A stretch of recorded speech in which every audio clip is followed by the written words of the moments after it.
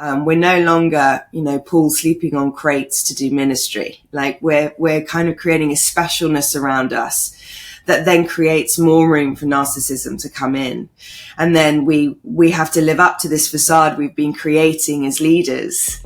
And then it becomes more lonely, becomes more painful. And before we know it, we're now starting to do things that we never believed we would ever do.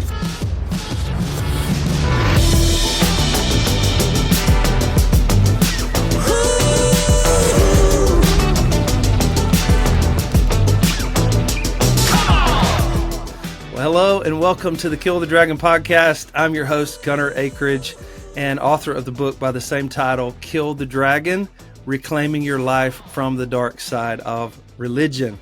And that's what this podcast is all about. We explore the themes related to the influence of the religious spirit in our lives and feature guests who are on their own journey of finding freedom from the shackles of misguided religion and or helping us on our way as well. So if you've been hurt by religion, if you're deconstructing or perhaps reconstructing your faith, or if you're like me and you simply envision a version of the church that looks more like Jesus than a dragon, this podcast is for you. If you're watching on YouTube, hit that subscribe button or follow us on your favorite podcast platform so you don't miss an episode. Well, I'm so excited about our guest today, Carrie Lloyd. Carrie is a writer, a journalist, a coach. She's the author of numerous books, more recently, The Noble Renaissance, which is a great book, and more recently, The Legacy Letters. And I'm so glad that she's on the podcast today. Welcome to Kill the Dragon, Carrie. Ganta, thanks for having me. I'm so excited you're doing this. You're the best person to do this, honestly. All right. Well, why don't you tell us a little bit about yourself? One of the reasons I wanted to have you on the podcast is I think I told you, if people don't know you, they're missing out. So why don't you tell us a little bit about yourself, maybe a little of your story? Or maybe they've been protected by the Lord. No, I'm joking. How do I wrap this up in a few minutes? I would say I'm an only child. I was born to two Baptist ministers, which always comes with but actually they were British Baptist ministers. So it was more an informal Anglican vibe, I would say. Wonderful parents, not a legal bone in their body, I would say. And incredibly kind. So it didn't really make any sense how come I became incredibly religious myself, other than a very wild imagination, an only child, and then leave her with the Old Testament for a long period of time. And that could really create quite a wild religious mindset going on. So I was raised in a very lovely home, but there is something in me in my own time alone, without any sense of accountability maybe, and how I was starting to see the gospel. I was a pretty religious kid, and I didn't have any diplomacy whatsoever. I didn't have any softness or kindness. I was a lot of fun if you were fun to play with, but if I was ever asked any questions about religion, then you were going to have a very different version of me. And so I didn't really have a relationship with God, to be honest with you. I had a very interesting idea and understanding of who he was and how it worked, and I had a very, very strong focus on hell. And then, to cut a long story short, at the age of 23, my father died very, very suddenly of heart disease. Looking back, there were signs of it, but he'd gone for an afternoon nap. And by the time I got home, the body had been removed. And so that was the beginning of 5 other deaths in my kind of journey from 23 to 25, 2 motorbike accidents, 2 uncles, my father. There were just lots of different avuncular and male relationships that was essentially just dying everywhere around me. And I became very, very, very angry. And in my prayer, I didn't feel anything. This was the first time I was coming as a very vulnerable, very raw, I really believed that if I strived to do good, then nothing bad would happen to me, and I was living in hell now, even though I'd been this very perfect woman, as far as I was concerned, even though I wasn't. I'd done everything to make sure I was avoiding pain, and I did everything to avoid hell in our own natural earth, never mind, afterlife.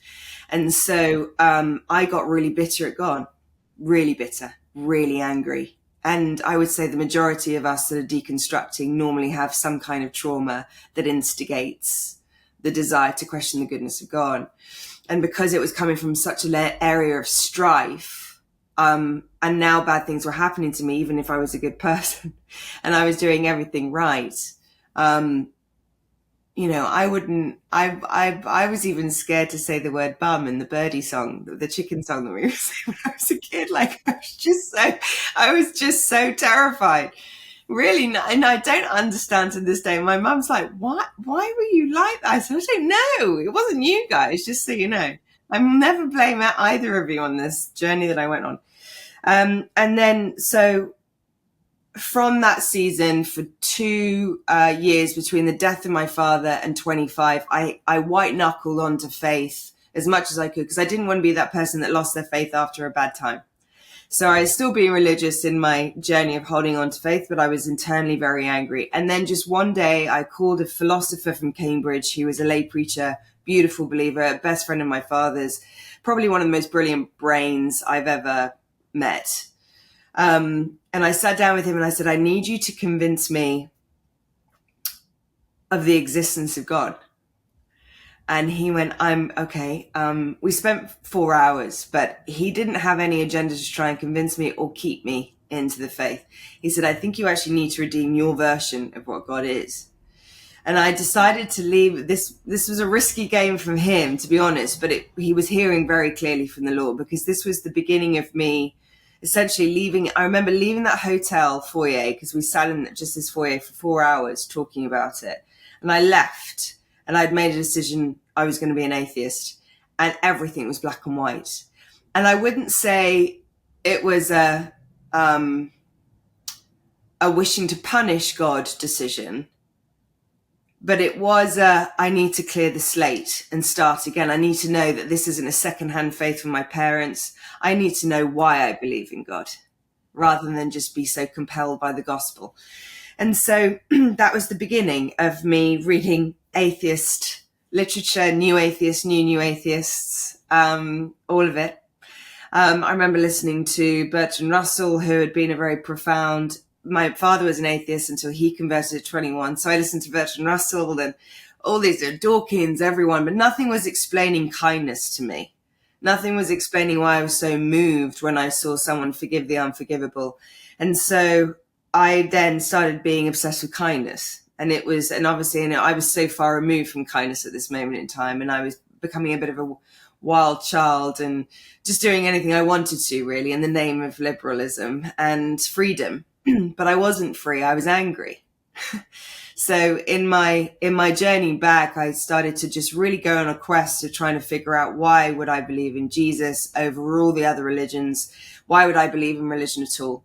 And I finally sort of many people have heard this story before, and I'm sorry to repeat it. But when my father died, there was a bouquet of flowers on top of the coffin. About 15 minutes into the funeral, they started to shake, and out of it came this white butterfly that flew over my head, over the crowd's head, and then into the sort of church steeple of the church. And I thought, I'm sure that means something, but I don't know what it means. I looked up, you know, white and butterfly, and it means new life and resurrection, of course.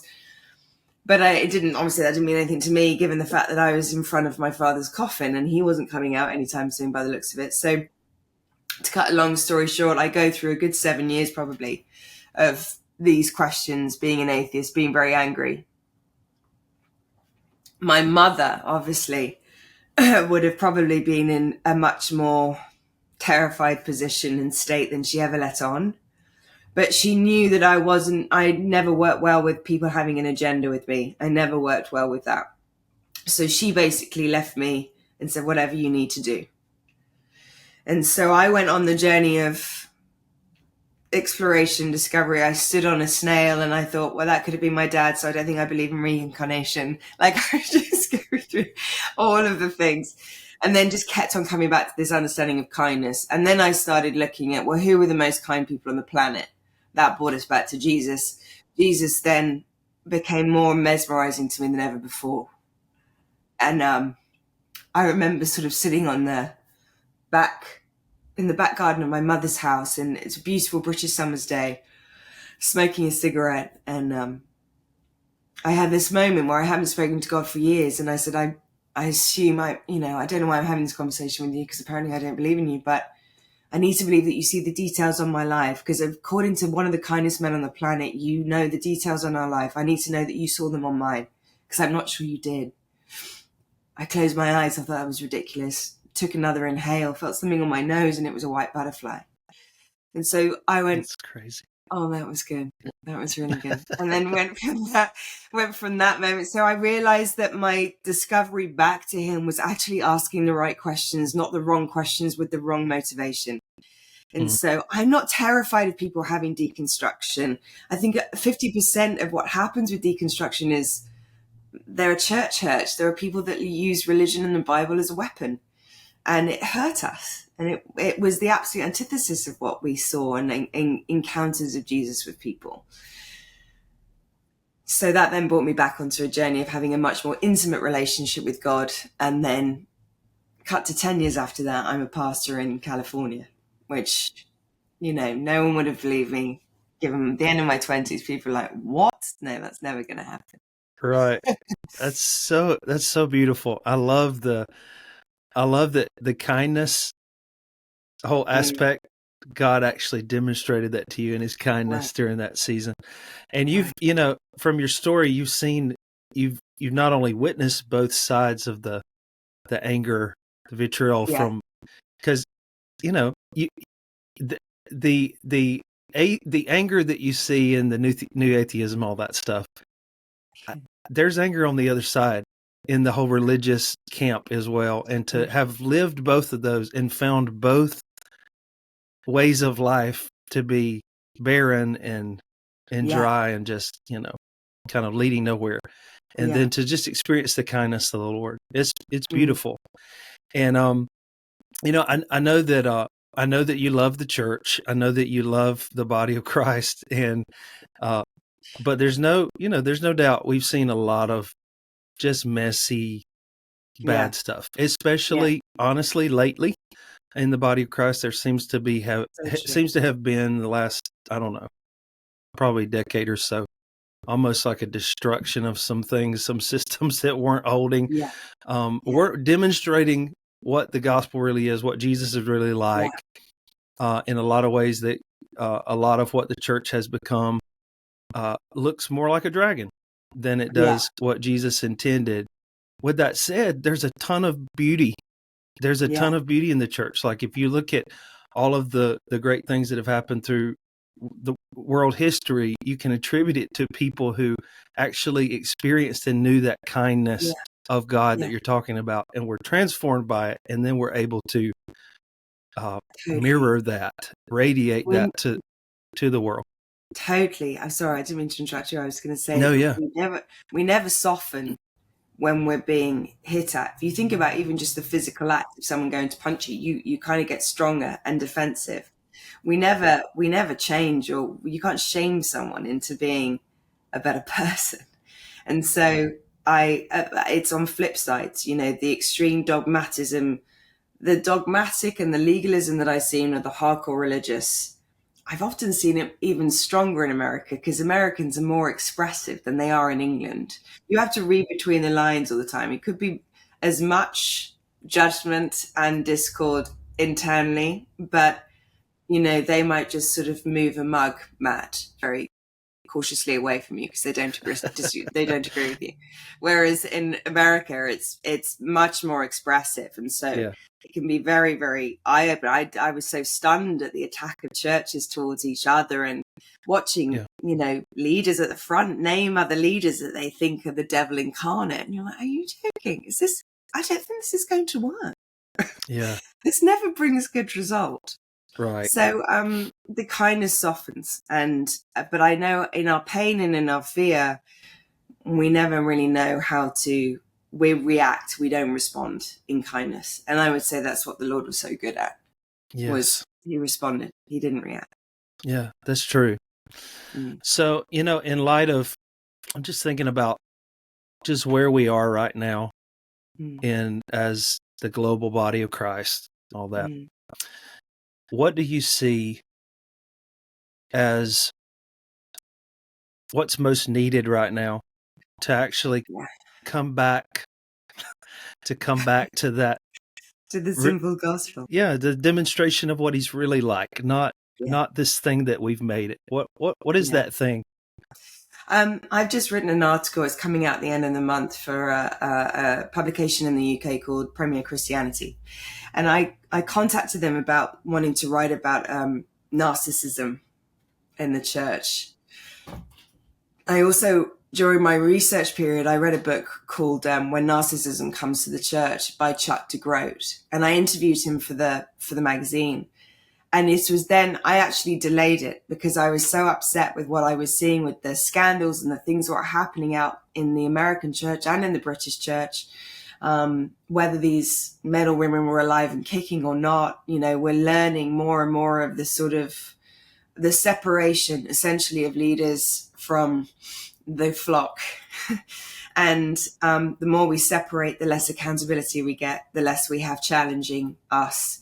We're no longer, Paul sleeping on crates to do ministry. Like we're kind of creating a specialness around us that then creates more room for narcissism to come in. And then we have to live up to this facade we've been creating as leaders. And then it becomes more lonely, becomes more painful. And before we know it, we're now starting to do things that we never believed we would ever do. And so one of the things that Chuck DeGroat said was that, Reformation to the church happens every 500 years. We're in that time again. And so there's this recalibration that I think is happening with the exposure of where people have abused authority, where they've taken advantage of their roles to abuse the vulnerable and the innocent. I think that's been a real journey for me. And also how we're reacting to it is a pretty strong eye-opener of we seem to have two generations going on. You've got the God generals with the most phenomenal testimonies that they could live off those testimonies for the next century and not have anything new happen because their journey of perseverance and resilience has been so extraordinary. And so we've got this great revivals that have happened in the last sort of ever so many decades. Of course, revivals been existing in history. But then you've got the younger generation that are going, we want an honest conversation, actually. We love this. This is great. But there are things going on behind closed doors that you guys aren't acknowledging. Essentially, the younger generation are on the Titanic going, there's an iceberg ahead. The older generation are going, keep playing the violins. And so we're not really actually acknowledging this sinking ship that's happening. We're starting to, in the sense that there are plenty of pastors around that are listening to victims and are trying to be the bridge to say to those that have been potential perpetrators or indeed people that have taken advantage of that. It doesn't have to be as strong as that. We can have narcissism in the church in a system. It doesn't have to be a person where we're just refusing to listen anymore to the congregants. We're refusing to listen to their pain because we're wanting to be effective and keep going. But I think the most effective thing we can start doing as leaders is start to making sure that we all do have accountability, that we do have people speaking into us. And no matter how brilliant or how powerful our giftings are, they are never beyond reproach. And then on top of that, on the flip side, we have to be, if we're hurting, we have to still stay in the room with them. We can't cancel them out. It's actually our duty to stay in the room and have these conversations, even if it's really tough for us. The amount of times I've tried to have conversations with certain people who are accusing the church of certain things, but they won't come and have a conversation. They won't let us listen and learn. They've just made a decision and they will vent out on social media, but they're not actually really containing accurate stories either. So on both sides, there's no accuracy. And somewhere in the middle is the truth. Yeah. And we need to figure out, because equally in our pain and our hurt, we get as dogmatic again, even if we're being liberal and voting against the church, we're still being as dogmatic and as legalistic and as punishing as the religious lot are. So somewhere in the middle is Right. this tender, gentle, very hard conversations. It's much braver to be in this part than these parts. It's really easy to just cast someone off and blank them. Much easier to do that. But to have really difficult conversations and I've literally placed Jane Does in front of good fathers that I know, and they finally found healing by these dads going, I'm so sorry. This wasn't supposed to be how it's supposed to be, but we need you here. We can't have you leave. And I'm I'm not suggesting that anyone that's been a victim should stay in an abusive setting, but I'm talking about other good fathers that will step in the gap when they were hoping for an apology from that person. And there's been some really beautiful restoration that I've seen of women that have been through really catastrophic, horrifying experiences that they've been trying to raise for 20, 30 years. And so now they're in spaces where some men of authority, which is the whole point of authority, we're supposed to give voice to the voiceless. That's why we're given authority. It's to make sure we're bringing justice in that space. But it comes with a tender righteousness, and one that actually is engaging to listen and figure out how we can find a solution. So instead of just bashing each other, when I hear people accuse one church of being a heretic, well, what's your solution? You haven't actually shared what your solution is. And vice versa, well, what was the real pain that we caused? Maybe we can say sorry and make it better. Or maybe if we can't make it better, what can we do differently next time to make sure this doesn't happen again? Yeah. I love that. I love that. And I'm hearing some language around, blessed are the peacemakers, not the peacekeepers, not the ones who just want to slide that under the rug. Let's ignore that. Whatever. But what does that practically look like? And you've touched on it, but maybe talk a little more about how do you be a truth teller and carry that grace? It was even said of Jesus, he was full of grace and truth. Yeah. And he did walk that middle road of peacemaker. What are some, just some practical ways we can just do that, where we can be that voice of like, this is not right, but at the same time, bring some reformation too. The way that I've tried to do, I've tried to be that person sort of shouting and sort of lambasting everyone for getting it wrong, and it really doesn't work. Trust me, I've tried it. In the other approach, which I found to be much more fruitful for results, is, but it also has to involve some element of cooperation from the other side, right? It has to have a listening ear and a quiet tongue in order to recognize, oh yeah, we could have done that differently. So you can only do so much here. And one of the journeys that I'm having to navigate with people that I'm coaching and, sort of pastoring through are like, what do you do with a leader who's got a lot more power and a lot more position, who is just refusing to listen, deflects, gaslights, and projects it all back onto us? And so that's where I go, those are the hardest conversations, because they are one way, and you only want to involve yourself so many times in those conversations before it becomes very hurtful. This is why Matthew 18 of bringing people in private to a leader and then bringing mitigators in if that's not working. But there has to be, this is what the elders were for. The elders were to make sure that those with authority were never abusing it. And this is why it's very important, if there is any accusation towards any of us, is that we're actually leading a transparent life and have no problem for it to be investigated. If we don't have anything to hide, we wouldn't be nervous about investigations, So I think one of the journeys that I encourage with those that have been hurt, so we'll do it this way. We'll start with the hurt, and then we'll start with the ones that we'll flip the other way, because I've been on both sides. With those that are hurting, we come forward in a conversation, we ask as many questions as possible to make sure that we haven't created a bunch of assumptions, or we haven't built our own case in our own hurt. So I'm asking a lot of questions. Did you do this? Did you do this? Did you do that? If I've got evidence to prove what's happened, then I will bring that evidence forward, and I'll go, instead of kind of giving them the accusative labels of their character, I'll go, I'm just so sad. I'm so sad that someone that I believed I was really able to trust, you were this covering to me, you were this person in my life, and I'm so sad that I don't find you safe anymore for these reasons. And I don't know what to do about that, but you have broken my trust, and I want to be able to build it back. If I've done something that made you do that, help me out. But I really am going to ask for some ownership in some of this, because these are the pieces of factual, steadfast evidence that I can give you to say that wasn't okay. And it's just not kind. And it's actually not just broken my trust, it's broken other people's trust who've been watching you. And often there have been times going, gosh, I'm so sorry. I didn't even see it like that. On the flip side, if leaders come in and say, how do I affect you? How do I affect you? it's probably important for me to listen to how I affect those that I'm leading. David Brooks wrote a book recently called How to Know Someone. And there's this brilliant line in it. Have you read it? I've not read it yet. It's Oh, on my it's list. It's on the never-ending list. Yeah. It's such a good book. In that, he says the servant knows more about the master than the master knows about the servant, which is a great point, because the master is incredibly busy, has a lot of things to do all the way around. And I remember a former boss of mine did a project on the top 300 CEOs in America. He wanted to know what made them the top and the best. So he interviewed the janitors, the receptionists, the wives, the children, everyone that worked for them, and everyone that they might have worked for. But there is something about the weight. If someone sits on you, you know the weight of them, but you as someone sitting on them doesn't know that weight.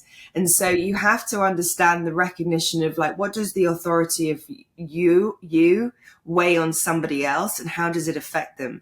And I've had some very difficult conversations and recognized myself as a pastor. I bulldoze sometimes into meetings just to get my point across and deflect and not actually be willing to listen to, I might have got something wrong.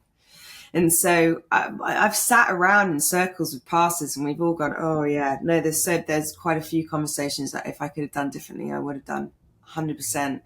And so the recognition of being humble enough, the more authority we're given in our roles and responsibility, the more we need to be intentional about humility. It's really easy to start listening to the praise and the accolades of other people. And then when someone criticizes you, you don't want to believe it anymore. You know, and so it's embracing the fact that we are flawed. It is embracing the fact that we can be both the bulldozer and the one that can also have moments of gentleness and tenderness, and hopefully work on this less extreme viewpoints of ourselves, which is why we get to these extremes on these corporate levels, is that we have this perfect idea of what we want to be, and the idea of, not the idea, but the actual reality of who we are.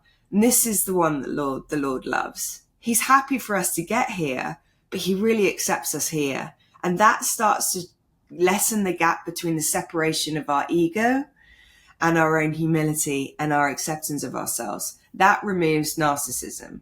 That's the Paul talking to the Corinthians saying, I've got a resume of things I could tell you about how I'm a good and decent enough leader, but I'm actually going to embrace my weaknesses for you, because that's where the Lord shows up. And I think we need to get a little bit more teaching into the embracement of our weaknesses, the vulnerability of it. It's very hard to embrace our weaknesses when we've got a crowd of people telling us when we're going wrong all the time. Oh man. So we actually So exacerbate it. Yeah. So true. So it requires honesty. It requires humility from, I'd hate to say both sides, but from either extreme. Yeah. Vulnerability. Yeah. It's such an important conversation right now. And I'm so glad that you're speaking on this and you're writing on this, because it's just so important for the church, or for the world for that matter, but especially those of us that claim to know and be disciples of Jesus. I think we've just got to start modeling some of this stuff. I mean, Jesus wasn't a narcissist. No. So, and I just, as you're talking, I'm like, oh, Jesus, help me see this in myself, like, help me keep a tender heart. So that I would just encourage leaders that are listening, as I'm a leader in the body of Christ as well. And Carrie is as well. It's like, let's keep our hearts tender, and let's be open to, not to see everything as an attack against us. Let our honesty rise above our insecurity. And I think much of this does rise and fall on, I think John Maxwell says, everything rises, falls on leadership. And it's no different with this, when it comes to vulnerability and honesty and walking in humility. So, man, such wisdom, Carrie. I so appreciate that. I want to end. I hate we're running out of time, but I always want to ask our guests and close with this question: how are you staying encouraged these days, and all this crazy stuff that's going on in the world? What are you doing to encourage yourself? I wanted to make a joke and go cocaine, but I've never taken cocaine in my life. And we just edit that and post, like, yeah.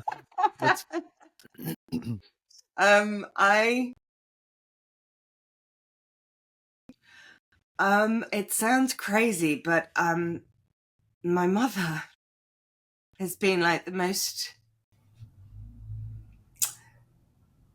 incredible woman in my life. And her steadfast faith in everything that I put her through, that life has put her through, has just left me breathless, you know.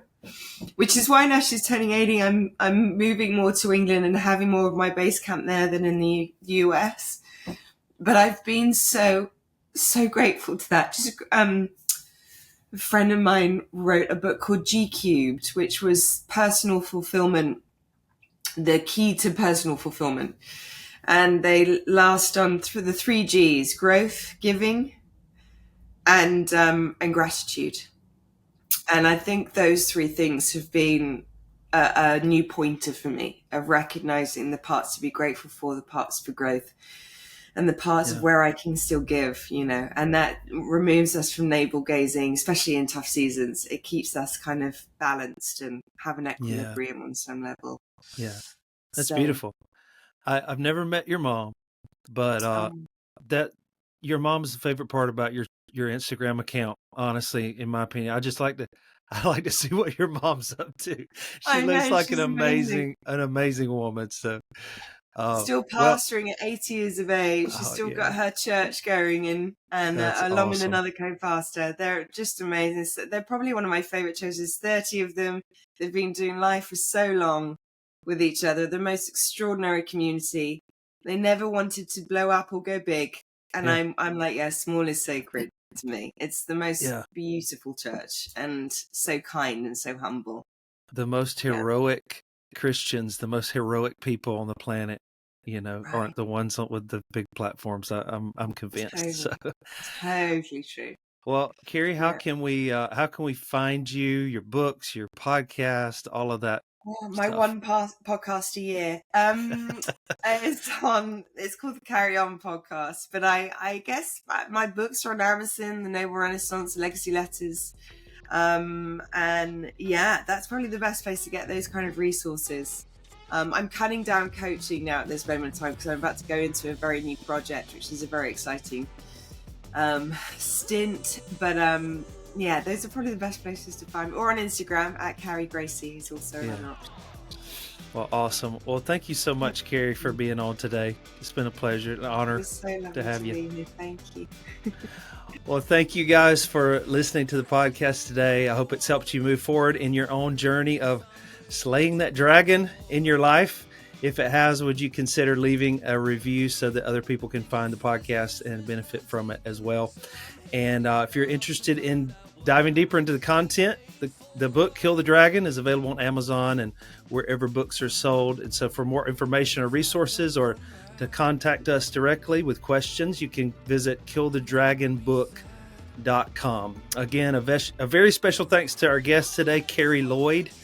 And a big shout out to Joel Auger, who wrote and recorded our totally rad theme song you're hearing right now.